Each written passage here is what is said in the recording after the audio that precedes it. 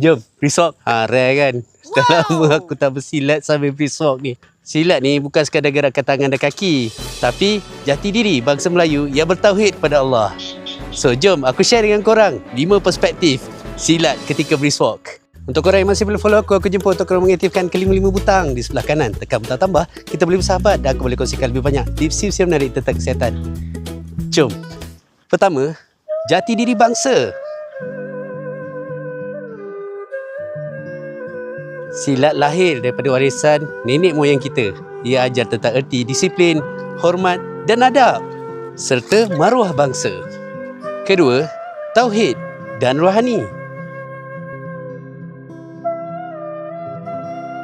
Dalam silat, kekuatan bukan datang daripada otot semata-mata, tetapi datang daripada jiwa yang bergantung pada Allah. Silat melatih hati, sabar dan ikhlas dan tawakal kepadanya. Ketiga, jasmani dan kesihatan.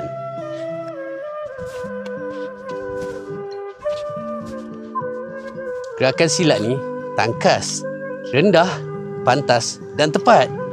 Ia melatih stamina tubuh badan serta kelenturan tubuh. Lengkap untuk kesihatan tubuh badan. Keempat, ketahanan mental.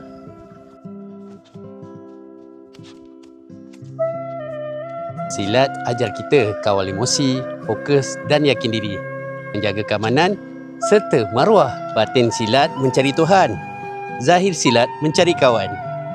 Kelima, ukhuwah dan adab.